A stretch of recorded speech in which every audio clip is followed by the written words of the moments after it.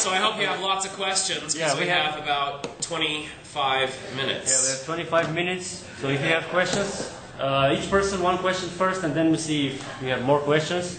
And can I pass the books around? Yeah, sure. If they want to check the books. Okay, please, questions. Yeah. What about the truth is opposite, that the Old Testament have stolen the story from Egyptian gods? Is that, how do you know that's stolen? Oh, how do I know? Yeah. I just believe that. I haven't actually, gone to Egypt to check it all out. But it makes sense, Actually, if when John Rush talks next week, he's not going to say, this is exactly how it was. He doesn't say that. He says, this is my opinion. And as far as I can tell from studying for the past 30 years, this is what he's figured out. There are other people that believe different things. There are other people that believe that Moses was part of the Hyksos pharaohs that Exodus is... what is the... Exile? that went on Exodus out of Egypt. But John Rush personally believes, and has made me believe, that Moses was Akhenaten, and there's this is a long story into that. But basically it starts with that the Bible is not a historical, factual book, and then you have to say if it's not, then it's myth, and then where does the myth come from? It has to kind of come from somewhere. I mean, you can believe that these people were just like really good storytellers, or that they borrowed the myth from an earlier time. Does that make sense? Does he have evidence? Evidence? What do you mean, evidence? Yeah, Does he have a book that says... Yeah, what does he base his references? What is his body of research? You probably have to ask him that. Right. Well, let's see. His last three books. The two of his most recent books are there, but the book before that one is called Osiris, or it's called the 12 Gates, the Journey Through the Egyptian Books of the Dead. So he's been studying Egyptian history, ancient history for a long time. He's been to Egypt, and I don't know, that's how people study, right? He's been studying it, right? So he wrote that book. Then he wrote Failed God. So he's been studying Christianity, Catholicism, Judaism, and... Does he? I want to line up to this. Does he present any arguments in the book? Like where does this his opinion come from? I mean, how he came to these ideas? Well, he's got he's got about 6 pages of references in the back. Yeah. Can you go back and read the book again? Damn it. Okay. Does he present where the arguments come from? Yeah, I mean, I guess all of the studying that he's done. Specifically, no. You know what? He's making a lot of this stuff up himself. These are his theories. There are other people that have similar theories. There are other people that share his theories. Then there are other people that totally disagree with him. But it's from his studying the last 30 years, this is what the best thing he can figure out is that there was no Jesus, that Jesus was an experience, that there may have been somebody like John the Baptist. There definitely were the Essenes from 200 to 100. 200 BCE to 100 CE, there was a sect called the Essenes. I watched an interview of another guy who said that Moses was part of the Hyksos pharaohs. So that's a different theory. There are lots of theories out there. Okay. I was just wondering what that was you mentioned earlier about, like, when you were talking about the Essenes, you mentioned that they had some cult around Esau. Yeah. Esau was their god. But they were a Jewish sect, though. Right. So, is this a separate god, or is this Yahweh, or something? Well, I believe it's probably not Yahweh. I think they were probably worshiping their own believe. That wouldn't make sense to me, because like the Essenes were kind of they were their own separate cult, and they actually left. They left Jerusalem to be on their own. They in their retreat, Right. where they found the Dead Sea Scrolls. Right. And they were a Jewish group. Right. And at that time there were a lot of different, like that was a common thing at that time. You had all kinds of different cults. Right. But I'd be surprised to find it like if that was like I was just wondering what that has to do with it. That's all I had. Well, you know what? I haven't studied the Essenes in depth. But what do they have to do with it? I think probably the relationship between Jesus and Esau. They were before Jesus. Right. Like, well, what is Esau though? That would be my question. Okay. Well, if you can pass me that book back, maybe I can give you an idea of what it is. If I can find it in the back of the book. The Essenes. These would be good questions to ask Dr. Rush next week, you know. I'm trying to give, this is basically an introduction to his speech, because he's only going to have half an hour. So, it's, okay, so Esau, page 28, 87, 123 through 125. Let's see if we can find it at the very beginning. ESSO? ESAU. Double S? No. The Essenes is ESSENES. They're worshippers of Esau, ESAU. Esau. Okay. ESAO? ESAU. ASAU. Jacob's brother, Esau. Esau. Esau. In the Old Testament. Oh, it's Jacob's brother, yeah. Esau.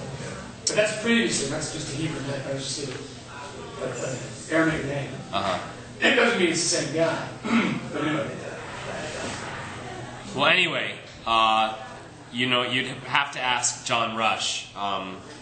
It says here in his book, the Essenes were worshippers of Esau, which broke from the Maccabees, meaning extinguishers, sometime in the 2nd century BCE.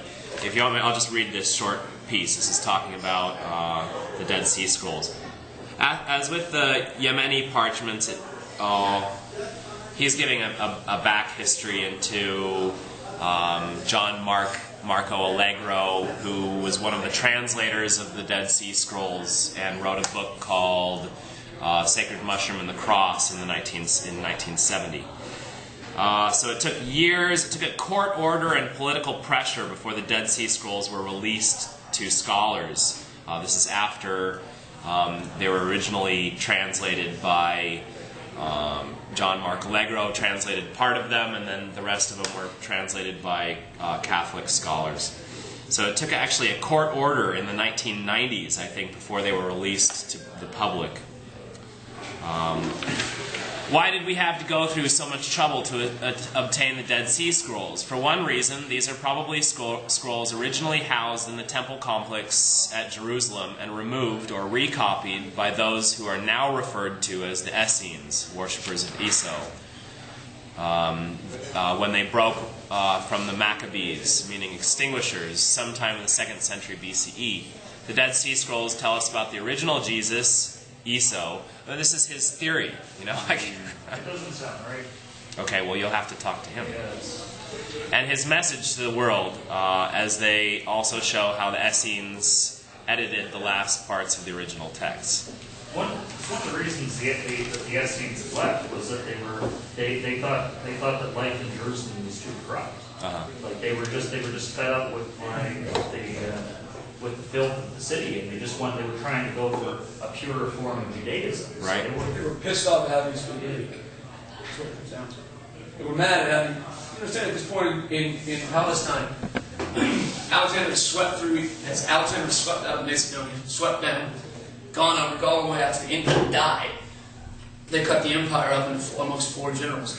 At that point, the Greeks, from everything I've ever read and such, from that point, the Greeks just took over Palestine and had enough cultural influence that everybody began to speak Greek.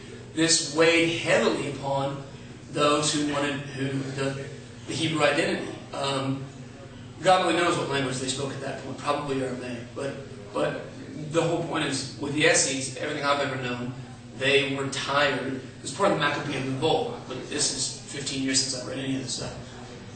The Essenes were just tired of. They're not probably people you'd want to hang out with, but they were just tired of having to put up with the Hellenization of the culture.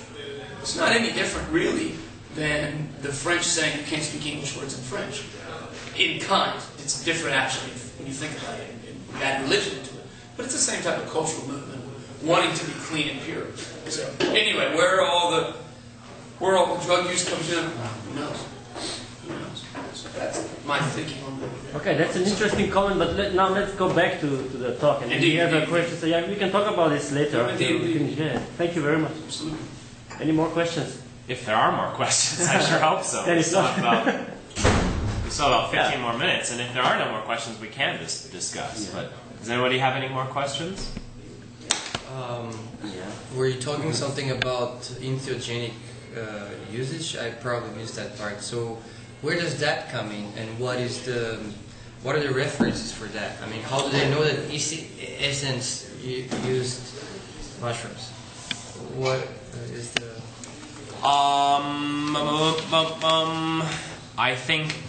Well, basically at the beginning of my speech I mentioned that, I'll read it again.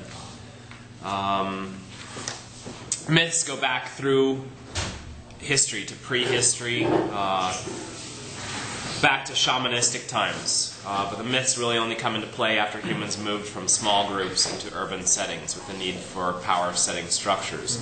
The shamans, who were the healers and guides to the spirit world through the use of ethnogenic plants, eventually became the priests in the cities. So it's important to note, because the use of ethnogenic plants never stopped, and as the priesthood grew, so did the rule set surrounding the use of these plants. So they would have been used as esoteric rites, as you become part of the cult or group. Where does, in Russia's references, where does he get... I'd be very interested to see where he gets the because you're dealing with two different cultures. It's what happens with Bible study, especially with Christianity. Because you're dealing with two different cultures, two different languages. You're dealing with Indo-European stuff, Greek, Roman, well, the language you're speaking now, Indo-European stuff. And you're dealing with Semitic stuff, Aramaic, Hebrew, Arabic. Okay, they're totally different worldviews. And what's very interesting is I know in Indo-European studies, there's a hell of a lot of drug use. There is. It's a documented fact. Religiously speaking, I've never heard of it in anything Semitic, in any Semitic context. So I'd be interested to see where that's coming from, what he points to say that. Because if that's true, that's actually really interesting. That's a pretty big claim, but I'd be interested to see where he comes up with that. So that's a line of pursuit. Well, I'm sure he's going to be talking about that a lot next week. I should have brought the topics he's going to be talking about, but here in the Mushroom and Christian Art, he's traveled around Europe and to churches and taken. He's got about 2,000 pictures. There's a DVD in the back of that book. Maybe I'll bring the DVD next week because we'll have a computer here and maybe we can look at some of the pictures. So he references everything. I'm sorry, I apologize. Everything. I looked through that on that book, and he's got descriptions of all this stuff. All those pictures, those descriptions are pictures on the DVD. Right. Oh, okay, cool. Yeah, he's got 252 pictures on the DVD. He's got an extra 1,700 more pictures at home. And some of them are not obvious. He's going to talk about how, there are descriptions of things like the Lamb of God, bread, books and things like that. I was looking at one picture the other night. I was listening to an interview of him, or somebody interviewed him, and there's a picture, an old painting of these people eating books. There's one guy stuffing a book into his mouth. And, it's like, okay, obviously, maybe he's trying to impart the knowledge from something, but nobody eats books. You know, that's just not something that people do. So what was that? Sorry, go ahead. I just don't really know a lot about the author. I was kind of curious as to why he sees such importance in the connection with mushrooms. I think probably it comes from his study of John Mark Allegro. Now, I would love to read John Mark Allegro's book. John Mark Allegro was one of the translators of the Dead Sea Scrolls, and basically came out and said, "This is what I'm reading here. This is what my translation. This is what it shows, that Jesus was not a person. Jesus was an experience, usually of mushrooms. It's not just mushrooms; it's other things as well." Sorry, what was your question? I was curious why he sees the importance He's writing what he's doing. You guys remember the scene in Indiana Jones in the Raiders of the Lost Ark at the very beginning? They got the bag of sand and the idol. Okay. What he's basically doing is he's saying that the entire Christ event isn't real. And it's actually a bunch of mushrooms. That's a hell of a claim. So, anyway, I'd be interested to see. It's about Jim's book. Right. I think probably for him it happened when he was in.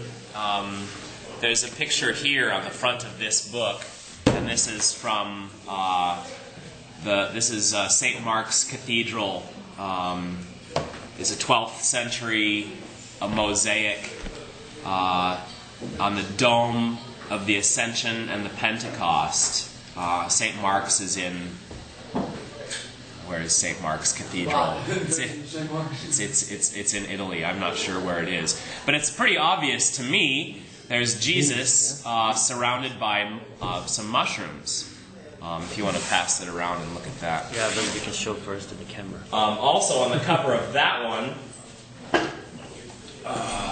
on the cover of this one, this is. Let's see. Is that real? These are real. This is not drawn by John Rush, and these are all pictures that he.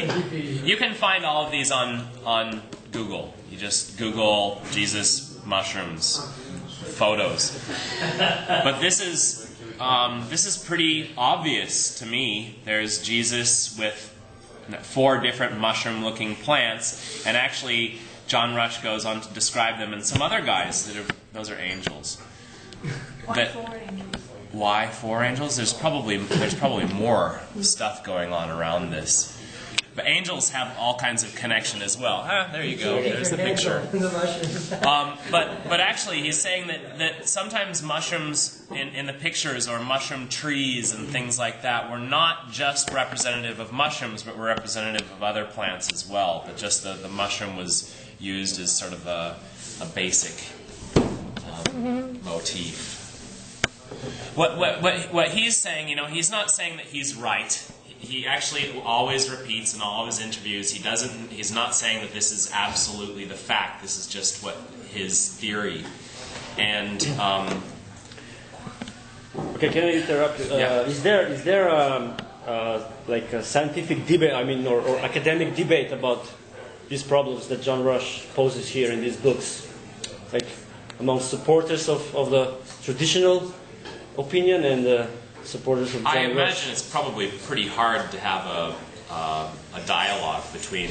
He mentioned to me that he's starting to get a lot of, now after this book just came out this year, he's starting to get a lot of heat from the Catholic Church. Right. Basically every time one of these writers comes out with a book like this, because there are a number of them. There are probably 20 different books where this is the topic. It's not just John Rush. It's a number of different people. But I'm sure the religious people don't want to talk to him about it. And everyone has their own theory. Like I said, there's this other guy who has a theory, that the myths were built up in a different way, not the same way as this. But he's saying, look, okay, the mushroom shows up in the art. Nobody wants to talk about it. Why? He says we need to talk about it. It must be talked about to be able to understand the myth. You have these stories in the Old Testament and New Testament that you can say, okay, the writers were really imaginative.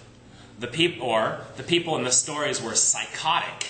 Okay, and either they were just plain psychotic, or they were psychotic because they were using ethnogenic plants. You sort of pick your storyline. You believe it is historical truth, or you don't believe it is historical truth, and you say, okay, if it's not historical truth, then why are they writing it this way? Why is everything hidden? you know, and what then is hidden in it. There are lots of great stories. Like, I really like the one where Moses comes down off the mountain and goes into the tent city and goes into his own tent, and Joseph stands guard outside. Now, Joseph is supposedly Yuya from Egypt, and it goes into all kinds of things. Like, it's Joseph of Nun, and Nun in Egyptian is like this primal chasm of darkness where everything returns into. But anyway, Joseph stands outside of the tent, and a pillar of smoke emanates from the tent, and you can only imagine that Moses was probably hotboxing the tent. Okay, we have 2 more minutes. Okay, so we should probably finish up. Yeah. We have time for last question, if anyone. If not, I just... If you're interested, please come next week. John Rush is going to be speaking, and you can ask him all of these questions. He's going to be able to answer them, not me. He's pretty sharp. I'm not. I'm Okay. a little dull. What's the door?